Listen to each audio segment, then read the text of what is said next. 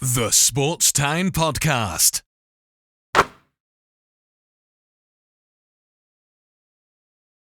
All right, I am pleased to be joined by Tobin Hodges of the Spread the Floor podcast. How's it going, Tobin? It's going pretty good, man. Glad to be here.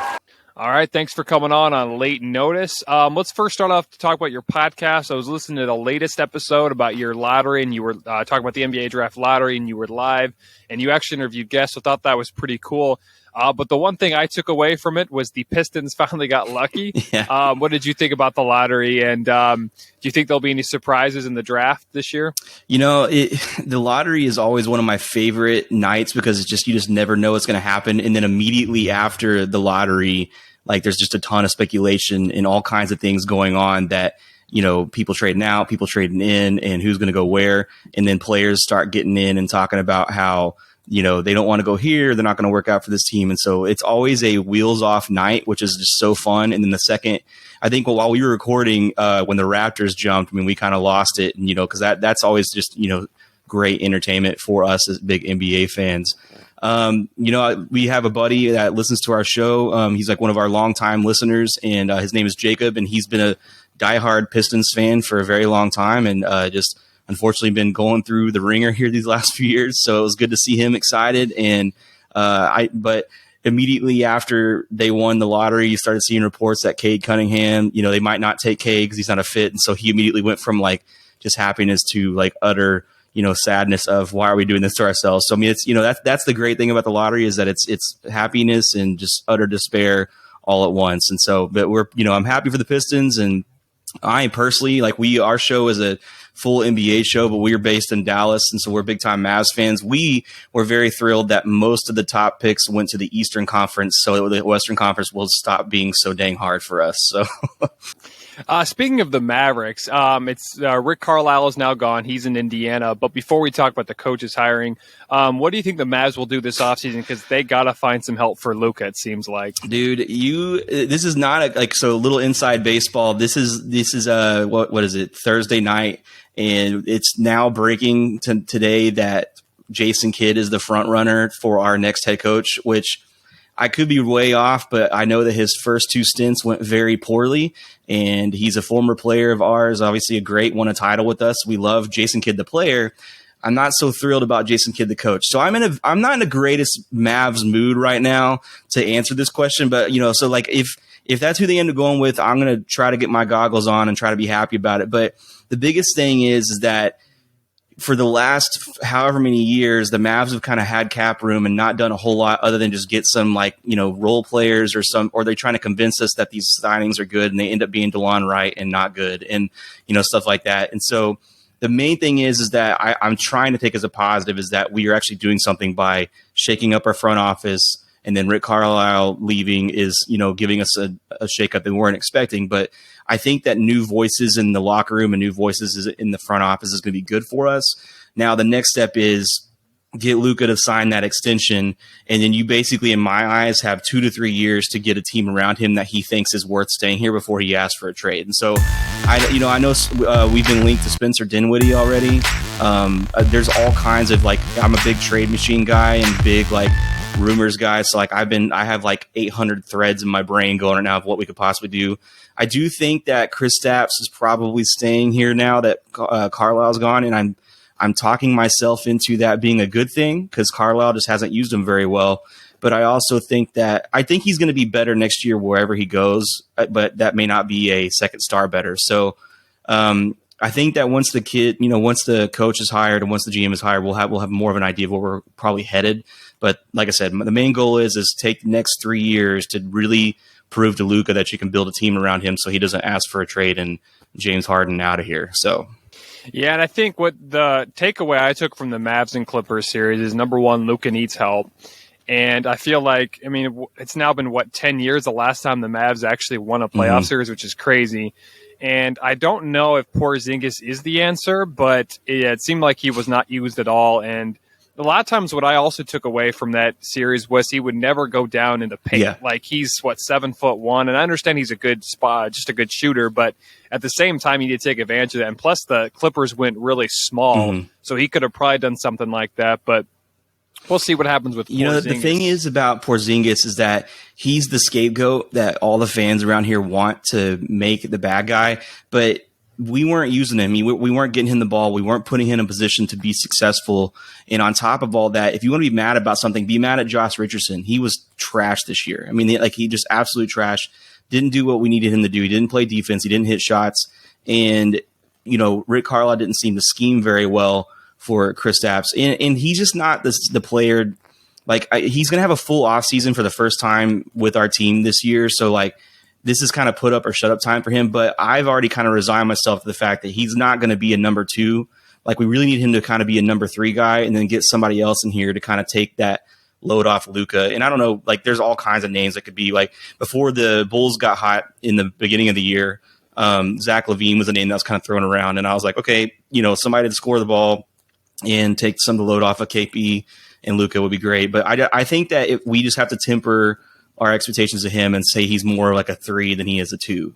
But we need to get a 2 to come in here pretty soon. So, yeah, I think the free agency class isn't very big, and I think Kawhi Leonard is the best free agent, but I think he's got an option, and I'm assuming he'll stay with the Clippers this year or next year. But I mean, they could do some trading. It'd just be, I'm trying to think of all the trade scenarios that could happen as well.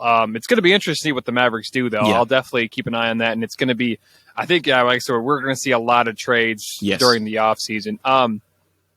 As we talk about the Mavericks, Rick Carlisle, the former coach of the Mavs, took the job with the Indiana Pacers. At the time of this recording, it was on Thursday, so it was just a few hours ago. This is his second stint with Indiana, which I actually did not know. Mm-hmm. What do you think about the hiring, and can the Pacers finally get over the hump of being just an average team to a pretty solid team? Well, the thing is, like, Carlisle was there in the he was like in like the early 2000s, and like he was like the coach when they had the Malice at the Palace, like against the Pistons. So like he's, you know, he was pretty much a legend there already, and like he had them at a pretty high level with Ron Artest and Steven Jackson back in the day. So he's already kind of coming in with good graces, which is probably good. The thing is, look, I mean, I love Rick Carlisle. He's done wonders for the Mavs. He won us a title. But he's also not the nicest person. He's kind of a butthead. Like, he doesn't, you know, he has his ways. He does what he wants to do. And that might be what they need, because they're a pretty young team and they have some locker room issues that just kind of, I mean, you saw on the sideline this year with their coaches, and there's been rumors that Domantas Sabonis has had some issues with the locker room. He's going to come in there and at least shape that up, but it also means that they might have to get rid of some people, or some people might want to get out because they don't want to work hard for him. Because he's very old school. He is a top 3 X's and O's coach, so he's instantly going to make their in-game coaching significantly better than they were any time in the last few years. But again, like, he's going to come in and do what he wants to do, and so it's one of those like get in or get out moments for a lot of those players, more than likely. I think the first thing the Indiana Pacers are, I think the Pacers are still I think the Pacers made a bad decision last year of firing Nate McMillan, and 100%. You see what the success he's doing with Atlanta. So it was kind of crazy how they did. They signed him to a extension, and then they fired him. Mm-hmm. So it was just weird how that happened. But and that's the thing, is that those players, okay. Like we talked about that when it happened, is that those players didn't want Nate to leave, and then you bring in another coach that has no ties to them. So I mean, this whole year has been, you know, garbage for them, because they just kind of like took the wind out of their sail. And Nate McMillan has had a lot of success as a head coach, but he's also had a lot of first round playoff exits. And this is the first time he's really had success in the playoffs. So like, I understand as Indiana, like, why you would want to take that next step, but you don't take the coach away after you give him an extension and then replace him with an unproven coach. You know, like, if you would have went to Rick Carlisle from Nate McMillan, like, I think you could probably argue like, okay, that makes sense. But yeah, hopefully this is a nice reset for them. I actually really like Indiana. Miles Turner is from my hometown, my area. And so like, we like to see him succeed. And so I'm hoping that they kind of get a little bit of a rebound from this. Yeah, it'll be interesting to see what happens with Indiana, but I think, again, they have a lot of talent over there. They have like Miles Turner, they have Sabonis, they have Malcolm Brogdon. I mean, they have a lot of options there in Indiana, so we'll see what happens there. The Boston Celtics have a new coach as well. I didn't really know much about him. What do you think about the hiring, and do you think the Celtics can take that next step up? Because it seems like they're kind of going, it's a downward trend for Boston. I think it's a fantastic hire. Ime Udoka has been a name that's been on the interview list for, it seems like, the last 5-6 years. He's been like the top assistant named for almost every head coaching vacancy, and this has been a long time coming. He should have been hired more than a few years ago, but I think this is a good situation. He's got some young talent that he can work with, and I do think that Brad Stevens being in the personnel, like in the front office, will help him, because hopefully Stevens can help him as a first time coach kind of learn the ropes and be a mentor to him. I know the players love Udoka because he's done some Team USA stuff as well. And so I think this is a great hire. I know Chauncey Billups and Jason Kidd were rumored there, and I think that Billups might have been okay. Kidd would have been a disaster, I think. But I think this is one of those moves that will help them with their younger players, the core of the team. And supposedly they asked Jason Tatum, Jaylen Brown, and Marcus Smart what they thought, and they all signed off on it. So that's, always a good step forward for an organization. Well, his history is pretty good. I mean, he was an assistant with San Antonio for a while. He was with Philly and Brooklyn the last 2 years. And he was a former player as well. So he has that experience. He's been in basketball for a while. So I think, again, it's probably a really good under the radar hire. And I feel like it's more of a Brad Stevens hire because, as you know, Stevens isn't the most outgoing person. He's pretty quiet. And so I think this fits well with what the Celtics want to do. Let's now jump onto the conference finals. The Suns, at the time of this recording, are up 2-0. No Kawhi, and it doesn't seem like he's coming back at all. Do you think the Suns can get a sweep, or do you think somehow the Clippers will win at least 1 or 2 games, maybe even the series, which I don't think can happen, but what do you think? Man, the Suns they're a fun, explosive team. And if you listen to our show, you know that we are not we don't really like Chris Paul in our area, and we've had some issues with him in the past and some baggage for him, but I mean, you can't discount the amazing things he's done with the Suns, and Devin Booker, Mikal Bridges, all of these players are just playing at the top level. Cameron Payne's been out of his mind. I don't think Kawhi's coming back. I think Kawhi has an injury that's going to take him, like we were talking about earlier. I think he's going to opt into LA because I think he's going to be out most of the year next year with an ACL injury. And so I don't think he's coming back. I think they're just kind of holding that card still, so that way the Suns don't really know what to plan for. CB3 is coming back tonight from health and safety protocols, and so I think there's a good chance that this is going to be a gentleman's sweep. I think that the Clippers will still win, just because I'm sure Paul George will probably go off here in the next couple of games. But I mean, I'm pretty sure the Suns are getting close to punching their ticket for their finals. So the first time since '92 that they've been to the finals. Yeah, it's been a while. And of course, I mean, the Clippers had their chance in game 2. I mean, Paul George missed 2 free throws there at the end.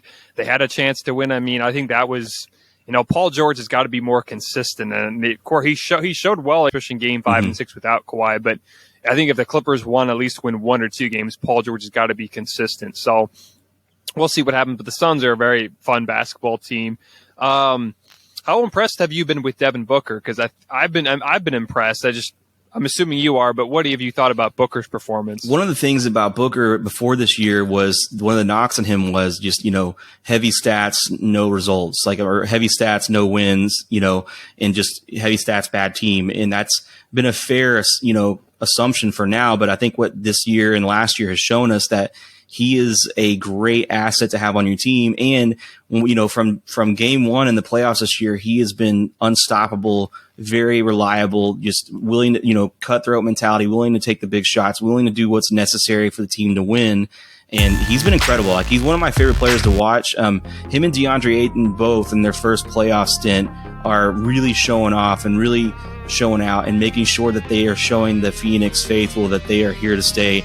Because a lot of players in their first playoff stints, especially with high expectations, they tend to at least, fold every few games or whatever. But they, every single game, they come to play and they're doing some things that help the team win, which is a big reason why they've only lost, I think, 3 games in the playoffs, because they lost 3 to the Lakers and they swept the Nuggets. So yeah, it's just unreal what they've been doing, and really, really awesome to watch them play. Yeah, I would definitely agree. Again, Devin Booker has been great. DeAndre Ayton, people didn't really know how good he was. And I think this year he's finally shown that he was worth, or for the most part, he was worth the number 1 pick. Of course, they probably should have drafted Luka or Trae Young, but I definitely think DeAndre Ayton. You can't really fault them for that, because they needed Ayton was the consensus number 1 then, even with Luka, and there's nothing wrong with DeAndre Ayton being an acceptable return in that, because he's been great and he's showing now in the playoffs that he's worth the pick. And, I think that he's done a good job of changing his role and accepting his role of being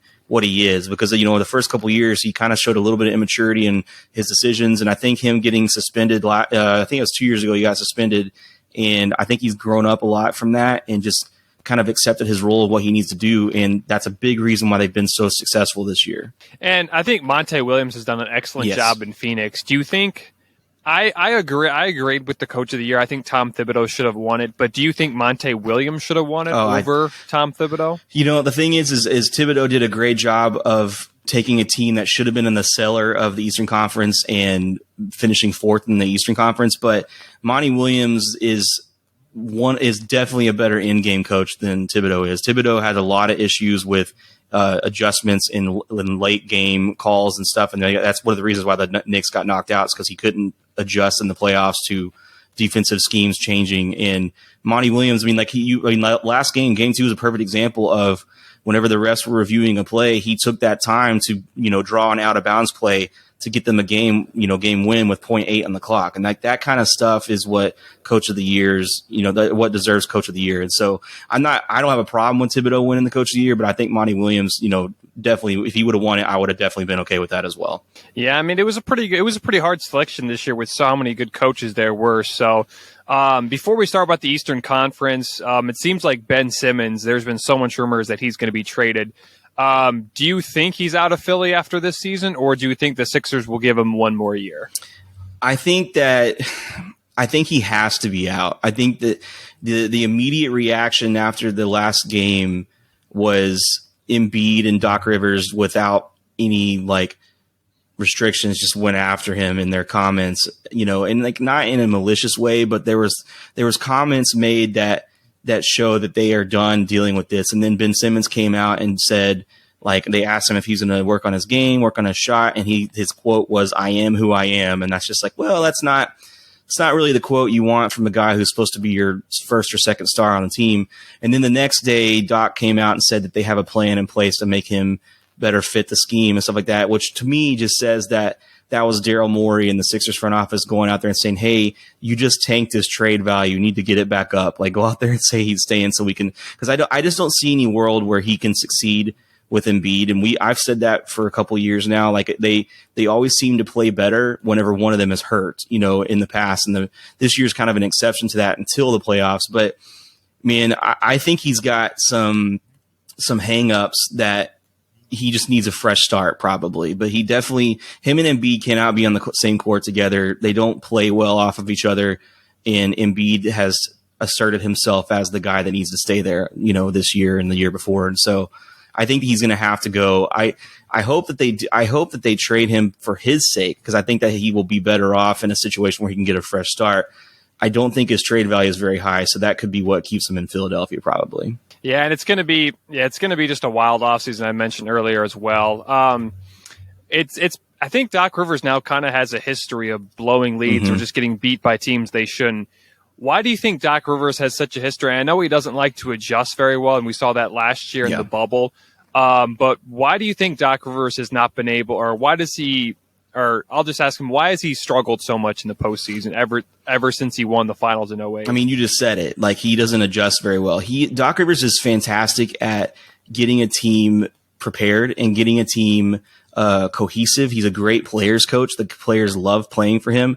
Every team he leaves, they typically speak fondly of him.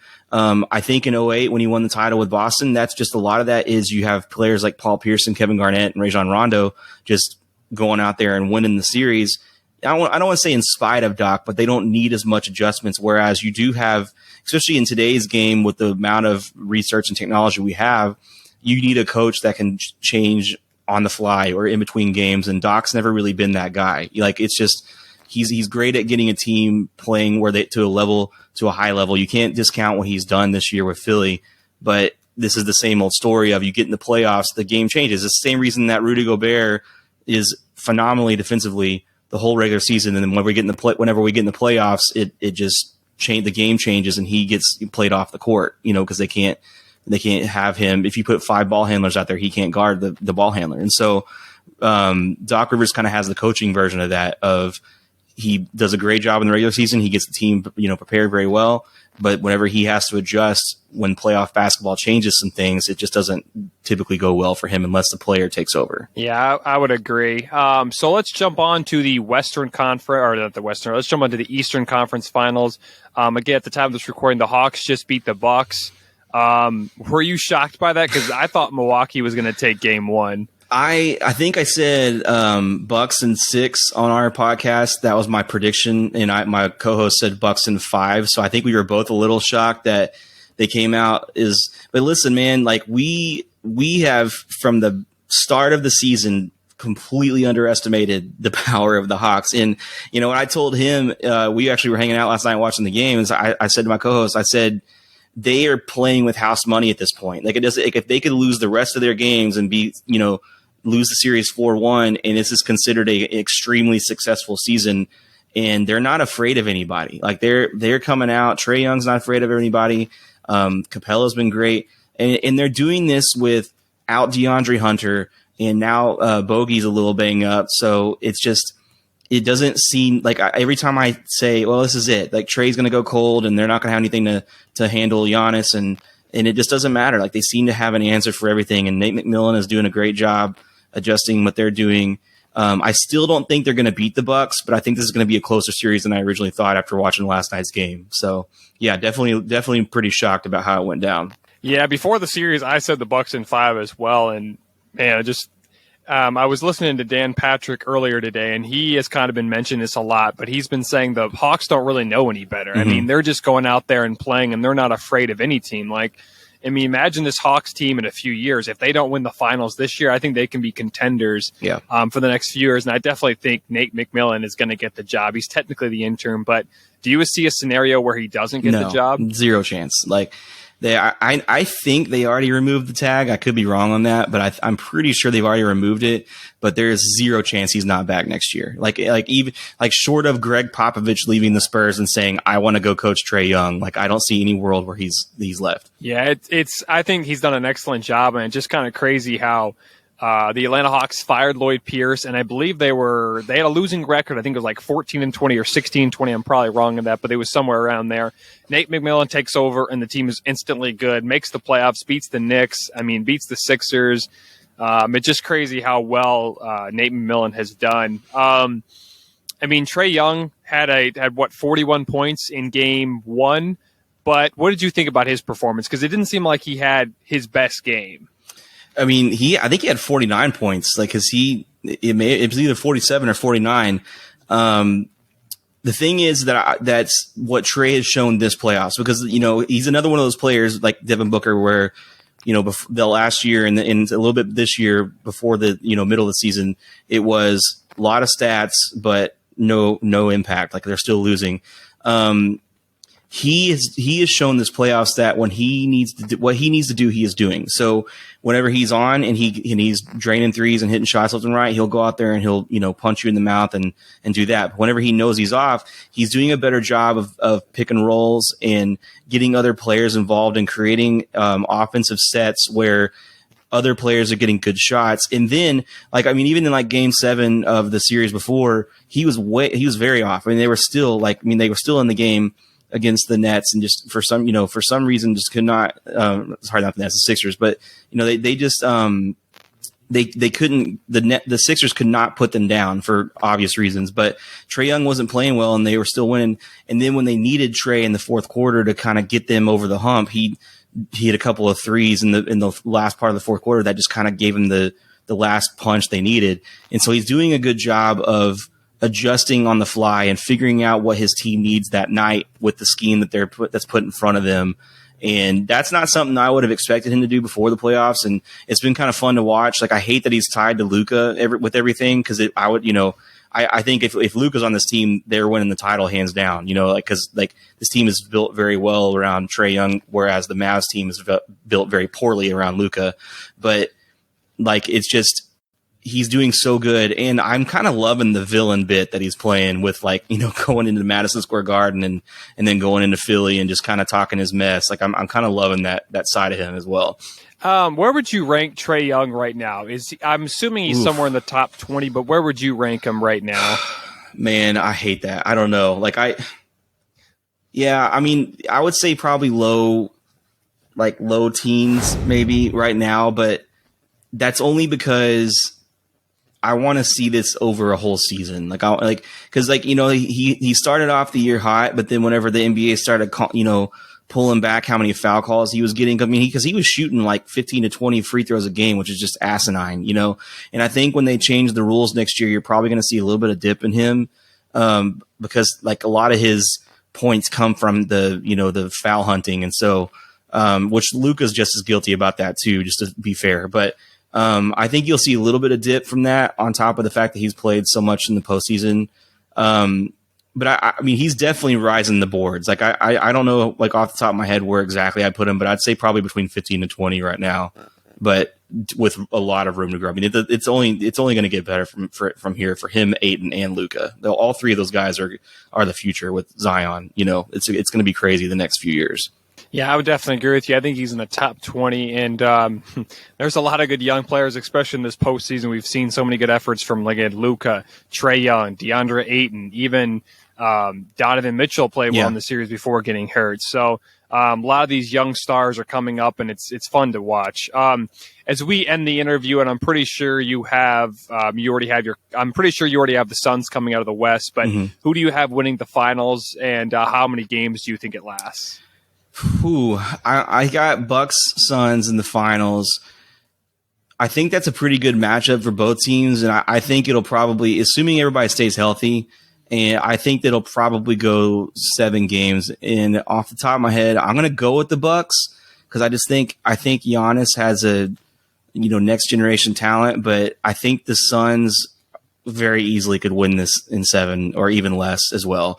I think that the Suns are a little bit more banged up, and I'm a little worried about CP3 lasting, with all his injuries and now with the health and safety protocols and how he reacts to coming off that. And so, but this is a wide open race. And I think that, if the Hawks end up upsetting the Bucks, I think they have a very good shot of winning the title as well. So, yeah, it'll be fun to watch, and I think right now the Bucks do have the best chance. I think according to Vegas, even after losing to the Hawks in Game 1, but it's definitely going to be fun. And I think the playoff series has been super exciting this year. Okay, so again, thanks for coming on, Tobin. But do you have anything before we end the interview? Do you have anything in store for the future for your podcast, so the listeners can know more about it? Yeah, so we do basically weekly shows. We're real active in the off seasons. We're both big draft guys. We like to draft a lot.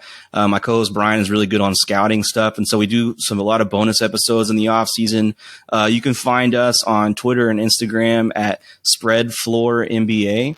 But you can find us on any platform for podcasts. And like I said, we have weekly shows. We're a broad NBA. We don't do just Mavs. We do rant about the Mavs a lot. But even if you're not a Mavs fan or not from Dallas-Fort Worth, we do have a lot of we talk about everything. And since the NBA never sleeps, we have a lot of stuff to talk about every week. And so I think it's a fun show. We're just two normal guys that want to have fun talking about the NBA, and then hopefully have some non-stuffy media opinions, and we keep it pretty real as well. So, all right. Again, thanks for coming on, Tobin. Again, don't forget to check out the Spread the Floor podcast. You can find it pretty much anywhere. Also follow them on Instagram, at Twitter at Spread the Floor NBA.